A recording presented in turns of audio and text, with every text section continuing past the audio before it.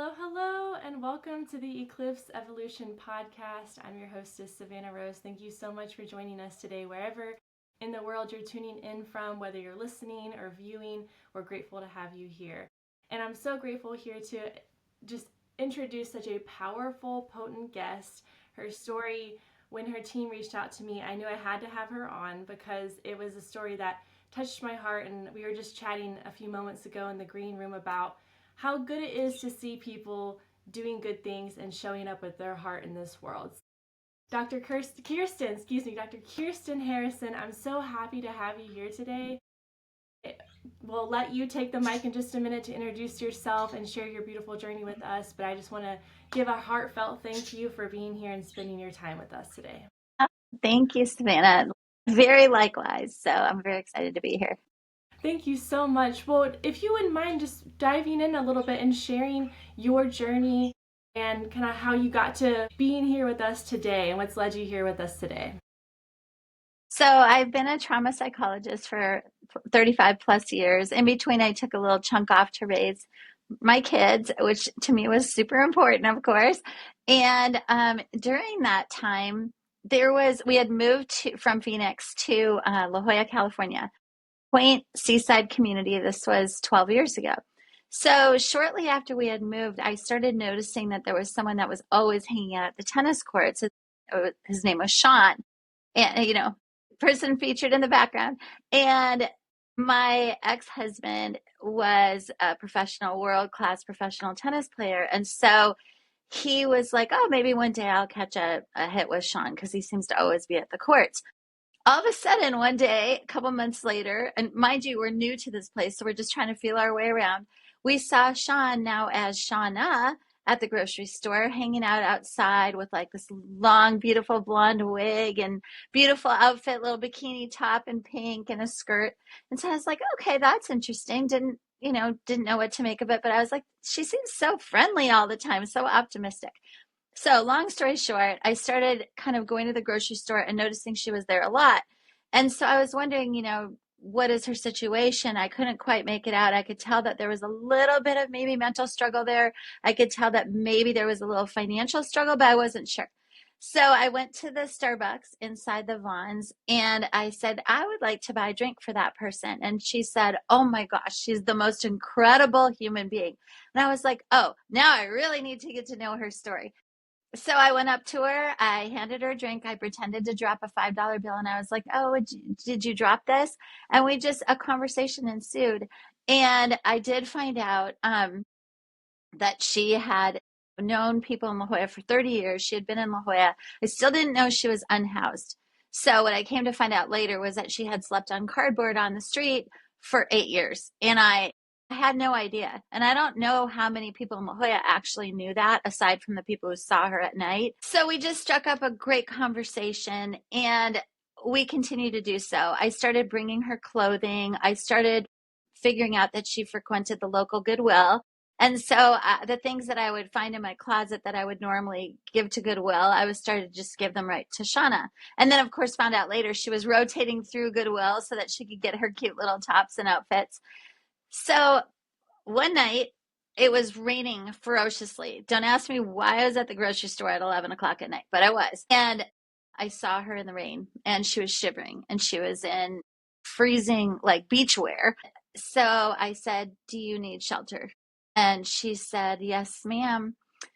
And she just sort of gestured to the heavens in a way where I was like, wow, this person is just so fully grateful and so fully connected to something bigger. That's where the story began. After I got her shelter, I started rotating through different hotels all the time. I started selling everything in my closet for money to afford that because my ex-husband, the loving soul that he is, was not exactly on board with having that much expense going towards somebody else. And long story short, I called the local newspaper. I asked if we could run a GoFundMe to get the community that had always shown up for Shauna and Shauna shown up for the community needed to realize that she was kind of in dire straits and needed some help. And they ran a wonderful series of stories on her. Everybody in the community came out and helped. We got her off the street. That first year was fully funded. Then we got an angel investor for the second year, which incredible human beings. And then after that, for the last 8 years, I've been supporting her. And she decided she wanted to also move to Palm Springs. So she's been in a very LGBTQ plus community for the last 7 years, I think it is, 7 to 8 years. And it's just been an incredible journey. So there you have it. That's the wrap up of that. Wow. Oh my goodness. That's so amazing. And just from what I understand about your journey and how it sounds like y'all's relationship has opened up this whole avenue for social justice, mental health advocacy, Yes. and more. I'm Yes. curious, like, Yes. how have those branches come to be birthed? So part of Shauna's story, she does struggle with mental illness. I am a psychologist. I've never been her psychologist, but from what I'm gathering, I'm kind of thinking that she's struggling with what's known as dissociative schizophrenia. And so she manages that by doing a 13-mile mood walk daily. So she walks a half marathon a day, which is incredible. She's so fit. And she does have a 4-year PE degree, so kind of feeds into that. And that's how she also is sort of the eyes and ears of the community, because she's walking all over, meeting a million people. She lets the police force always know what she sees behind the scenes. So she's an incredible kind of community builder and joiner. But she is also intersex. So that is what they used to call hermaphrodite. And so she's got what she terms ambiguous genitalia and sort of bi anatomy. It's something that she always sort of felt and knew that something was often different and confusing, but she never really had a label for it. And she grew up in a very beautiful Christian home. Her stepfather was a pastor, and so people didn't really talk as openly about those things back then. So she has really struggled to understand herself. And then coupled with a lot of PTSD from living on the streets and turning it all into post-traumatic growth and striving, which is what she's done lately since she's been housed and she's had calm in her life, is kind of now what she wants to pass on to others. And she wants to be an advocate for how you can get through really hard times and how you can be resilient in the face of like incredible obstacles. So that's part of it, part of the journey so far.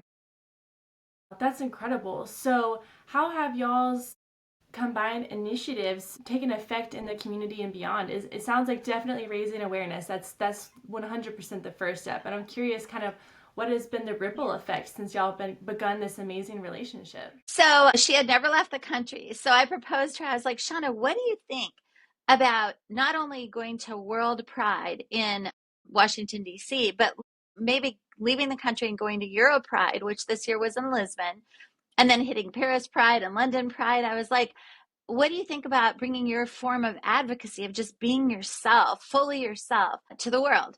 So she didn't even think about it. She was like, yeah, let's go. I've always wanted to leave the country.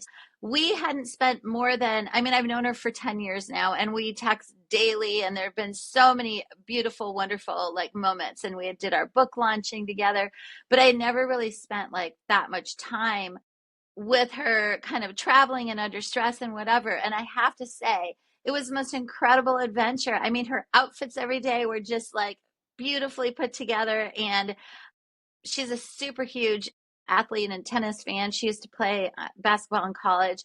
So, of course, we like, went by Wimbledon. We did all these different things. And she was just fully showing up as Shauna, fully showing up as herself, how she wanted to be. It was challenging integrating people's kind of like, weird glances or whatever it was. So, I mean, part of answering the question is that she's sort of advocating just by being herself, just by showing up. But then the second piece is we turned it into kind of some TikToks and social media, which I wasn't that familiar with. And all of a sudden she's getting like 1 million views.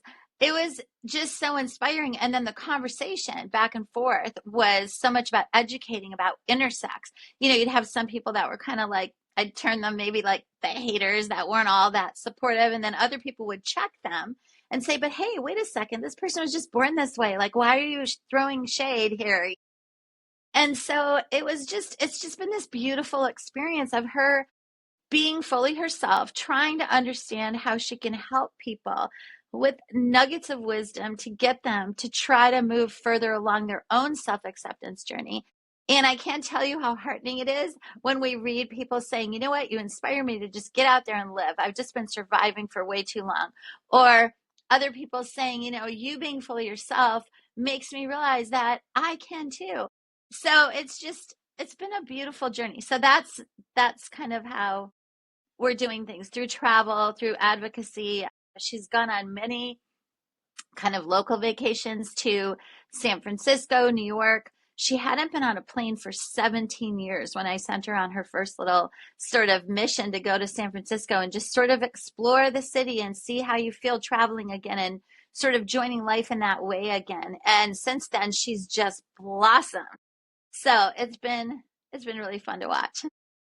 That's so special. That's so sweet. And I mean, I think it takes such a special heart within yourself to not just identify someone in need, but really seeing them as like not just the potential, but knowing that they deserve to just show up as themselves, and that's enough. And I think that Yes. that's such a beautiful gift that you advocate for with y'all's relationship, and then therefore that she's able to represent and show up as in the world too, that you are enough just as you are. It doesn't have to be, I mean, of course y'all are going on adventures, but it doesn't have to be a huge razzle dazzle all the time, but that just showing up and letting that vibration radiate has such a compound effect that we might not always give ourselves credit for. It's so true, because even when we do local things, we did do the Pride Parade here in San Diego. Um, Even when we do local things, it's like everything turns into an adventure because we're just in this like positivity bubble, because everything for her is like, "Hi doc, how you doing?" And it's conversations. Some bold people kind of come up and they're like, "Tell us about your outfits." And it's like, it's just everything is kind of like done with gratitude and with joy. And to realize how far she has come and how much she tried to be joyous even when things were so difficult is just actually mind boggling to me. And she has a very, very deep spiritual center. She attends 4 online church services a week. Even when she was homeless, she was always trying to attend something having to do with like a church, because that's how she finds her connection. And it's so hard not to just sort of buy in and just want to say, okay, like, where can we help each other? And I will also bring up a personal thing that 6 years ago, it's an erroneous diagnosis. I am still definitely got something. But 6 years ago, the doctors looked at scans and concluded that I had 1 year to live. And I was having to process this, and it was right as the year before COVID.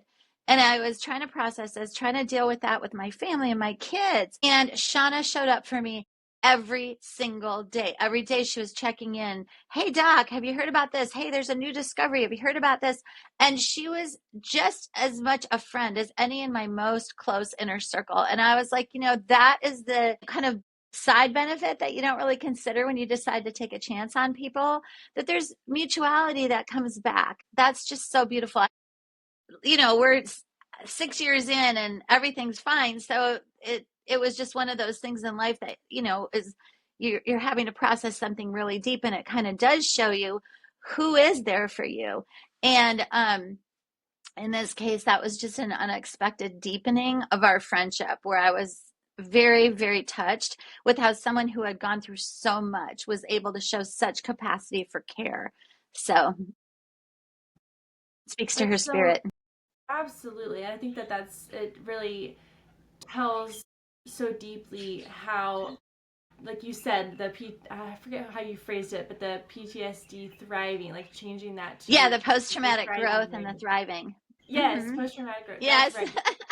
I love that. And Yeah. I think you have such a great point with that, because I think as challenging and as maybe painful as some of our harder like ebbs in life can be, I Yes. feel like they Yeah. create within us like such a deep capacity to not only hold ourselves at that space, but to hold someone else in those shadows as well. I know I'm sure with your experience as a trauma psychologist, like you sometimes aren't able to, or maybe I think where some people shy away from the hard moments in life, like health Mm-hmm. scares or painful moments or loss, is because they themselves maybe Yes. haven't been able to go to those depths within themselves. So Mm-hmm. it sounds like Shauna was really able to, given her own history, show up for you and not be scared, but rather be Yes. that torch that you needed.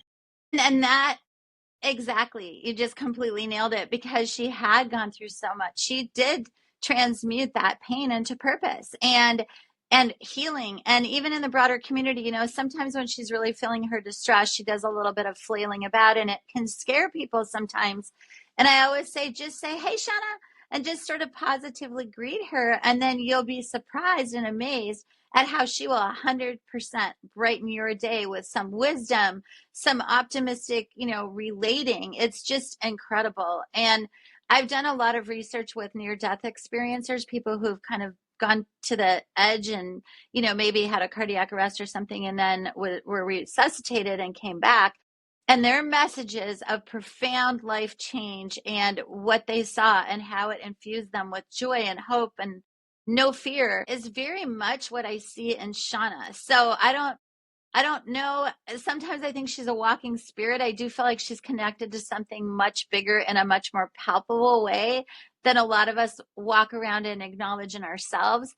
But that definitely rubs off on people. And also, I will add, when she was homeless, she would walk 4 miles to the closest beach shower. People would collect like little soaps and shampoos and toothpaste for her, and she would keep herself up. She said, "I always knew that something was going to change. I woke up with the day with curiosity, knowing that there will be a better tomorrow. I don't know when."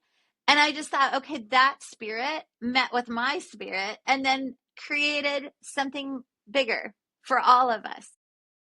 Absolutely. Absolutely. And I think that, oh, you're so right. And it's so moving to hear just like that connection to something other than us. Like it's something Yes. that I think we all have the ability to tap into, but I think it is something that, I don't know if humbling is the right word, but it's no surprise to me how gratitude seems to go hand in hand with that connection as well, where when we are able to appreciate and be satisfied, I think, with the present moment and find so much positivity within us instead of going into those lower vibrational states of maybe greed or dissatisfaction or sadness. Not that those things are necessarily all the time bad to feel. It doesn't make us bad for feeling them. But I think when we stay stuck in that kind of negativity cycle, it's so easy to also lose our connection to the Yes. beyond as well and something bigger than us. So I think it Yes. just makes so much sense how choosing to stay in that state of gratitude and, like you said, curiosity, it's something that Mm-hmm. we give ourselves on that journey. And I think it also is like it's a beacon for other people as well. And I love that word because it's very true. I mean, there's something about that exuberant, like, joie de vivre, that like life force, that something that she had sort of tapped into my energetic vibration and state. And then it just kind of just amplified. And it was like that. I mean, it's the cutest thing when she interacts with like people she's known for 30 years, some really, older folks in our community, and they're well off, they're retired, they're kind of shucking convention. They're like, been there, done that, not trying to please anyone. And it's like their interactions with Shauna are so precious because they're so real. They're so genuine. And it's like one person's giving off this great energy, another one's bouncing off of it. And honestly, that's not to downplay how difficult her life was when she was living on the street, having voices interrupting everything, every thought. We had a moment in Paris where we were sitting in this beautiful Galerie Lafayette, which is this gorgeous like department store with this beautiful glass dome over us with stained glass. And the setting couldn't have been more gorgeous and pristine. And then she was sitting there very, very agitated. So we sat down and I said, "Shauna, how do you cope with this going on all the time? Because it's actually exhausting me." Because she was just looking across from me, kind of like just reacting all the time to voices and different things. And she looked at me deep, kind of, I feel like in my soul. And she said, "Doc, thank you so much for saying that. It's a challenge, but I try." And the way she sort of just humbly went, "You know what? I just sort of resign myself to the fact that this is a hardship I have to endure, and I'm going to make the best of it." And I thought, what does that teach all of us? Just make the best of it sometimes. Just stay open-hearted, and allow in like other energies and healing energies, and you might just change your perspective. It might just fully, completely change your life, you know? So well said. Absolutely. That's so inspiring and just so moving. Like, oh, I feel that in my heart. I could just Yeah. cry. I love it. It's so, no, I it's so love the true. empathy. Thank you. Yeah, thank you. Yeah, I mean, and it's so true because I think we all, and this is something I admire so much, even though I haven't met face to face Shauna yet, I'll just throw that in there. Just in hearing that perspective, it's one that I think is so beautiful in practicing that radical self acceptance, which I feel like is so Yes. huge and necessary with whatever cards you're dealt, right? It could be Yes. depression, it could be PTSD, it could be something other than Hmm. that, but it's, I think what I'm hearing in Shauna's story is how that radical self-acceptance of like, hey, this is something that is in my card deck, but I got all these other cards Yeah. too. Like, I cannot Yes. let this define Yes. me or control. I think it's something that, like you said, Yeah. needs to be coped with. Like, it's still something that's real and takes energy to maintain, but that there's so much more available to her, to ourselves, like to everyone, when we're able to hold space for that and still maintain space for other things as well. And that's so important because it is, I mean, it is a struggle. I don't know what it's like. I will say that I have really learned through Shauna, though, that there are some very adaptive aspects to what we call mental illness. I think the fact that she was sort of in her own reality sometimes made it so her actual reality wasn't quite as like daunting and depressing as it could have been. There was like this somehow, of course, in psych language, you'd say like delusions of grandeur, all these different things that go along with it. But there was something about her saying, well, I am special and I know I'm going to get out of this situation. Well, in another setting, you might go, okay, we're starting to teeter into mental illness. But in her case, it was a highly adaptive survival mechanism. So I give gratitude for the struggle that she had in that sense because it prevented her from really grasping the true reality of what she was facing every day. And that could have been so daunting. And so it's just kudos to her, but also the way she just uplifted people and just accepted, okay, this is my fate. I didn't choose homelessness. She used to work at the Boys and Girls Club like so many hours that they were actually worried about her. And then things started to unravel. She was starting to lose track of her bills. She couldn't make the rent. She slowly started drifting into her car when she got evicted. Eventually, her car got towed and she ended up on the streets. And I remember she said to me when I was writing that chapter in the book, she said, Doc, it was really scary because all of a sudden I realized I'm homeless. I have nowhere to go. And it was a very scary time. But then somehow she just snapped into, okay, if this is my lot in life right now, I'm going to make the best of it. And that's like an incredible ability to just sort of like show resilience.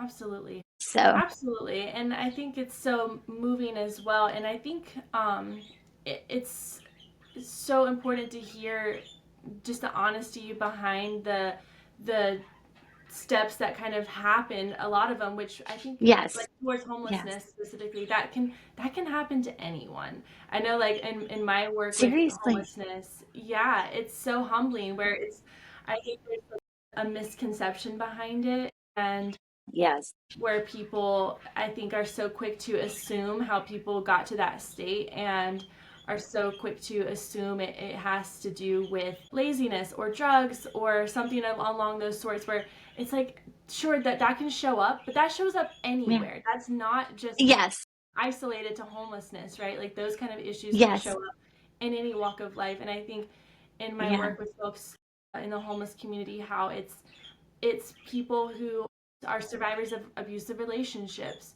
of who course, are yes, veterans that didn't get the help that they needed from the government. It can be like so many different things, and I think it's so humbling to know that like this is yeah, something that is no one's choice most yeah, times.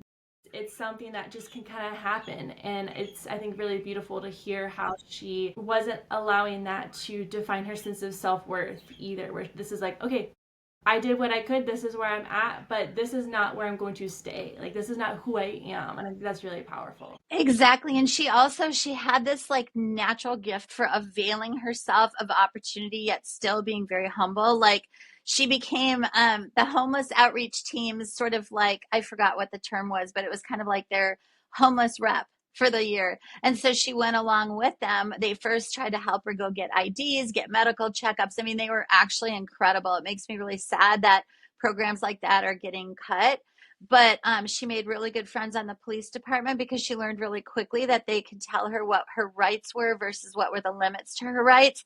So it was like she very quickly went, okay, this is my new normal now. I have to adapt, and I'm going to stay open to trying to learn how best to adapt instead of kind of going into like a self-destructive spiral or a depressive spiral. Again, adaptive elements to her not 100% maybe comprehending the severity of her situation, but she did bounce into this constant just sort of gratitude. No matter what, I'm still alive. I still have two legs and I can walk. I can do what I enjoy doing, which is fitness. She played a lot of basketball at the rec center. She started teaching people. So no matter where she was availing herself of the opportunities, yet still staying very, very humble. She wasn't out there yelling at people or saying, how come I'm in this situation and you're not? She just kind of just said, okay, let me learn to cope. So it was, I will say also, after, I don't remember how many years, I think 17 years, maybe 15 years, we found her family. And she had grown disconnected because she was too proud to tell them what had happened. She was too proud to tell them she had ended up on the streets. And, everybody in the family was also just trying to get by, raising kids, doing all their things. And nobody's having, a lot of resources to help. But to this day, I have a beautiful connection with her sister.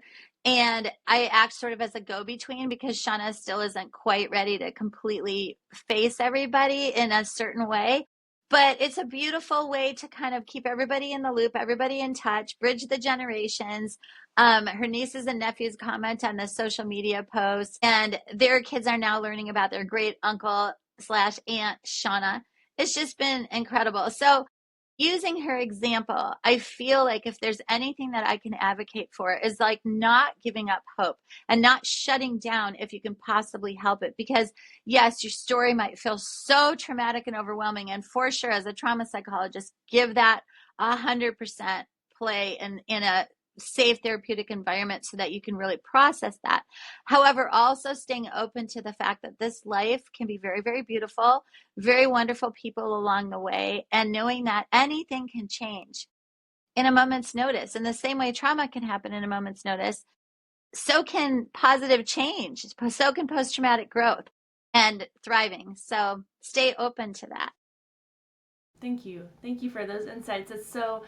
That's so, well, it's very concise, first of all, but also it's so true. And I think, you made me think of something a moment ago when it comes down to this kind of like I guess almost like relationship with duality when it comes down to reality, where it's, yes, maybe she's in like her own personal reality, but that is also something that is to her benefit in many ways. And I feel like this is something that's almost becoming a mainstream thought in some ways when it comes down specifically to the advice I'm seeing on manifestation, where there's so many people who will, like, in a joking way, but not so much joking, be like, delusion has to be part of your manifestation. Like, you have to have something so big and seem even out of reach of to manifest. And now I almost feel like Shauna in many ways is living proof of that, where so many people may have been quick to be like, why would you think that, or how could you expect that, or whatever. But I think that is just the power of curiosity at play and remaining open and grateful, because you really do attract things that can be beyond your wildest dreams when you remain in that high vibrational state. And I think it's just so cool to hear that, and to know that you really have the power to change things for yourself if you stay committed to that. Yes, and I love that you so get it. Like, you so get it, because honestly, I wrote a long time ago in my dissertation, I did write that perhaps people who are sort of walking the edges of sanity are actually our best spiritual teachers, because in mathematics, there's like a fractal base and boundary, and it's sort of like that beyond chaos is this like edge where there's ultimate like implicate like order right after that. And I feel like that's kind of what some people who have gone to the edge before us are teaching us, that there is something, so it just all makes sense at a certain point. And I feel like, and it kind of gives me chills talking about it with somebody who really gets it, because I really, really feel like that's kind of what we're witnessing here in a really interesting way with Shauna and how she approaches life and gets through. And she had her earlier darker period when it was like she was younger and she wasn't quite there, but something cracked open, and who knows what that was. But it certainly allows her to get through life in a very different way than most of us do. And I will say that she doesn't have nearly the amount of distress sometimes. I mean, I get frustrated sometimes when we're traveling. I'm like, oh, I can't find the train tickets or whatever. And she's like, oh, doc, it's all going to be fine. And I'm like, okay, I should be saying that to her. So yeah, there's something that is, like you said, so human, so vulnerable, so strong, and so connected. And this whole, I think she manifests all the time. I wrote a chapter on synchronicities because I can't tell you the amount of synchronicities I've had with her. Like the craziest experience once was and this happens like all the time. And it happens to so many people in the community. So I actually interviewed some of them in the book. And I was at a soccer tournament or something in Santa Monica with my daughter in LA. And we just happened to be sitting in a park. And I was like, look at those cute little squirrels over there. They're being so cute. And I said, it reminds me of Minnesota where I grew up. And all of a sudden, out of the blue, we've never talked squirrels before. Shauna sends me a picture of a squirrel. And I'm like, what? Like, you know how you think sometimes your phone's like reading your mind? I'm like, wait, how did that happen? It's like constant. People would say, how did Shauna happen to appear exactly where I was in the bank at the exact moment that I was thinking of her strongly and hadn't seen her in 3 years or something? Let's say that was the example. And so I would ask Shauna, I'm like, this happens so frequently. What do you attribute that to? And she said, well, doc, I think that maybe I'm connected to something bigger, and that something bigger tells me that somebody might need a reminder that we're all connected in this much bigger space together. And that's what directs my feet in the direction I need to go in front of the person I ended up. And I'm like, isn't that what we're talking about? It's like the ultimate manifestation. It's sort of like, she's going, okay, I'm receptive to something, and it's telling me go over here to the bank. Don't know why, but I'm going to follow its lead. And then all of a sudden it's like, hi, Joe, or whatever. Yeah. I definitely know you're onto something there with people realizing that there is so much more in the duality. Thank you. Yeah, I appreciate it. And it reminds me, because I'm Reiki certified, and I remember my Reiki teacher. Yeah. She also had a background in social work, and so she tied in mental health like with the training. So specifically talking about like the different chakras and like their connections to mental health. And for me, I've been in the mental health industry for almost 10 years now, and I think I'm very grateful for this kind of perspective I've always carried, where it's like never seen people like for their diagnoses. I think that's something I'm very frustrated with in the field with colleagues is if someone has a certain diagnosis, it almost becomes their defining factor, and people treat them a certain way based off of that. And it really grinds my gears because I feel like it's very dehumanizing. But on the flip side of that, when you see certain things like that are, again, in people's card deck, I think my Reiki training really opened me up to understanding just a different way of looking at it, where some people might throw a diagnosis out like schizophrenia or even like sometimes psychosis, which of course, like I'm not trying to downplay the conditions that can bring people. But in my mind, I'm like, oh, well, they just have an overactive third eye, or like their crown chakra is just like love that. Oversaturated right now. But I think there's so much truth in that, and it sounds like that's something you bring to Shauna is like that grounding, like connecting with the root chakra, like bringing it back here so it's not getting oversaturated, so to speak. That's just something that you sparked in my brain of like, oh, this kind of reminds me of my training in some ways. I love that, because when I was being trained, it was all about starting to, so I came in at much more psychodynamic, like psychoanalytic, where you're kind of just noticing the different unconscious and conscious processes and whatever. And I felt like that was such a respectful way to kind of look at a situation because it was dynamic, it was in flow. And then when you get into clinical psych and the PhD programs and whatever, it's very much about the DSM and labeling and putting people in these categories. And that was hard because I would always ask the professors, wait a second, she doesn't totally fit, whatever client, she doesn't totally fit this. So why are we saying she's borderline or why? And then of course you say something and then people go, oh no, you don't want to work with those. And it just becomes like this, like you said, a very dehumanizing kind of thing. So I'm very heartened by the fact that, kind of the way that energetic therapies are going and they're taking it, and it kind of aligns almost with more of the existential therapies. It's like, let's just be a phenomenologist. Let's just look and watch what's presenting and then see how we can like flow with that and work with that. And it's so positive. Like that's such a great way to approach what we call mental health, right? And it's just like such a great way to approach it. So I love that. And I would love to learn more about it, actually. For sure. Yeah, absolutely. I'd be happy to answer any questions you have on that front. And yeah, you're so right. I feel like as soon as we start to try to fit people into boxes, we are taking away something, and we're not allowing that spectrum to exist, because I think everyone is a spectrum, and it sounds like Shauna is such a beautiful example of allowing every single color of that spectrum to coexist. Yes. Oh, beautiful.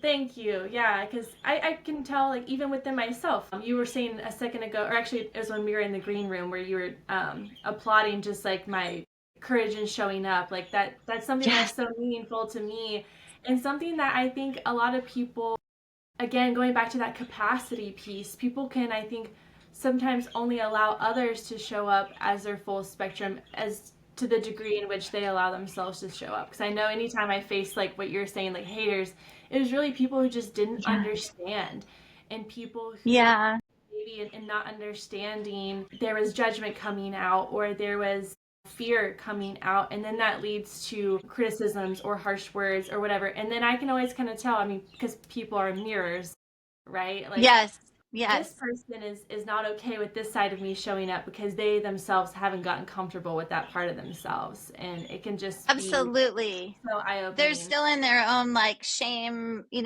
spiral with certain things or whatever it is. I mean, to me, that whole, I think I've talked about this on another podcast about like projective identification is one of the tools that you learn back then as a psychodynamic therapist, that if a client is very stone-faced in therapy, but you feel this intense sadness and you're like, where's that coming from? I've had a pretty good day. I don't know where that's coming from. You're like, that's a disowned emotion that they're sort of transmuting and I'm picking up on it. So how can I use that in therapy to be more attuned and aligned to what they might be experiencing right now? Maybe it's some grieving.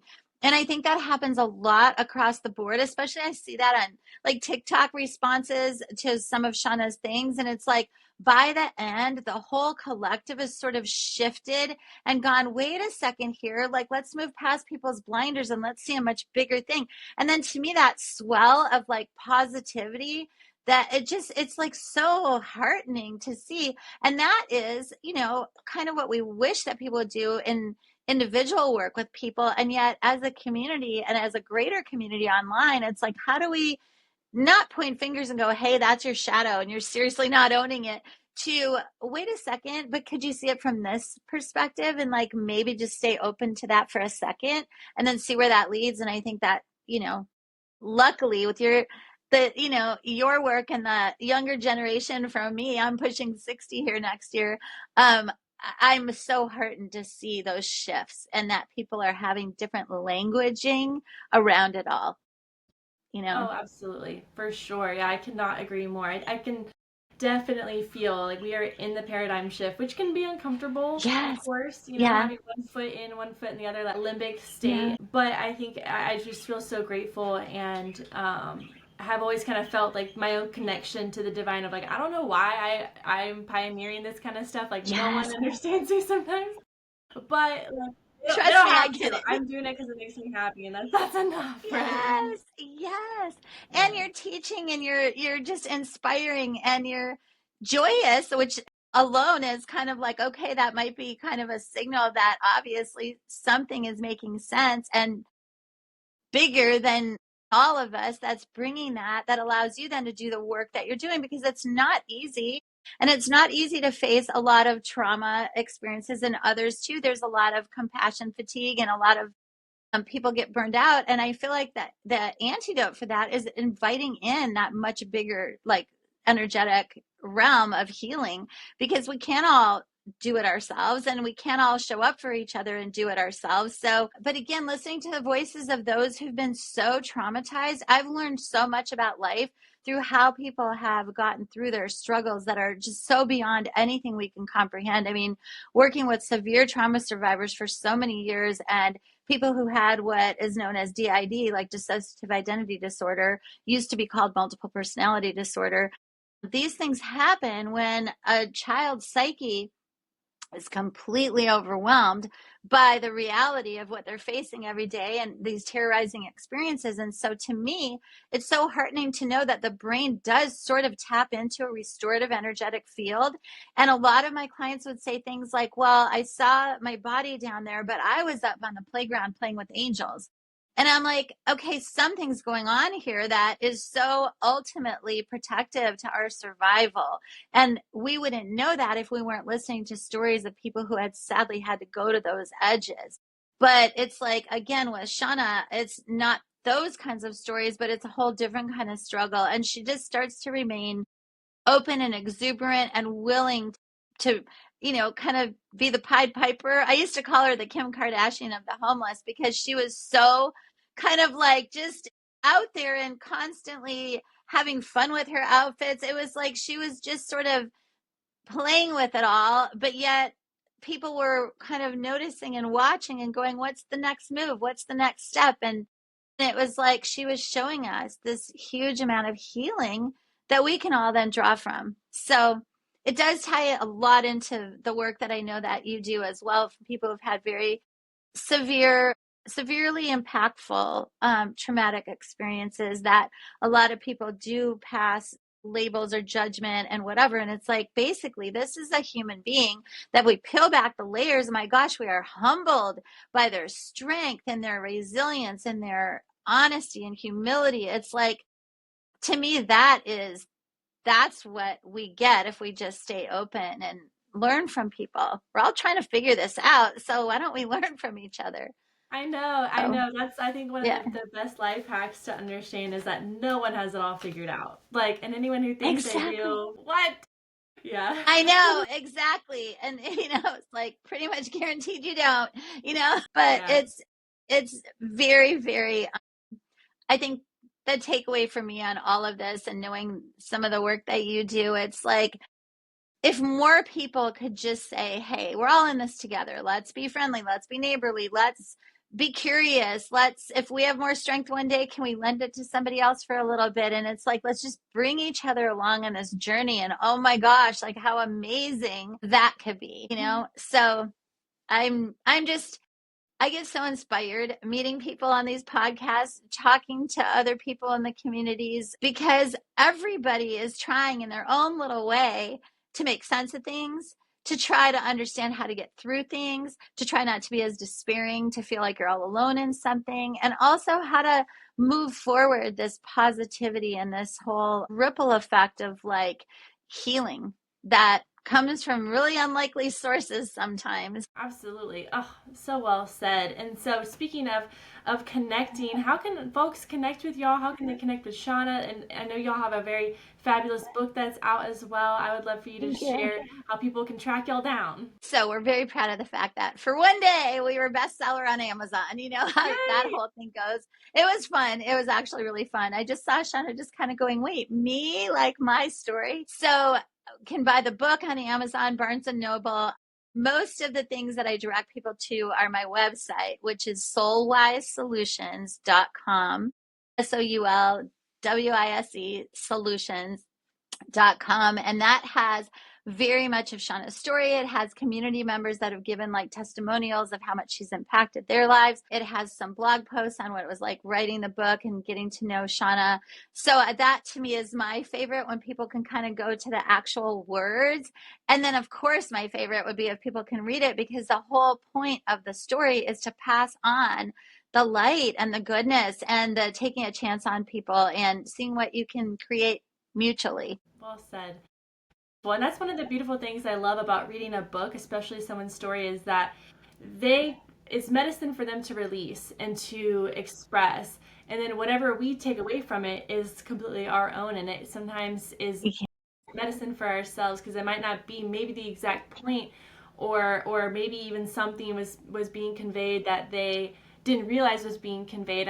I think that's one of the like really magical pieces of the art of writing, is how it is something that is an indirect communication, but there is so much direct inspiration that can be pulled from it. It's so powerful. Absolutely. I think that that's something that they talk about too with certain like teen drama series on TV and things like that, that there's so much parasocial healing, because it's like a one-sided kind of relationship with it, because you're sitting there, maybe like you're holding this book and you're reading, but you're also able to feel free to put your projections onto the story, whatever it is. And like you said, you never know, everybody's going to take away something different. But I guarantee with this book that knowing Shauna's story and knowing the depths she had to go to, and then how far she rose, and then what we created together, and then also how it's impacted so many people in the communities and paying it forward, I feel like somebody is bound to go, you know what? There's hope there. There's faith there.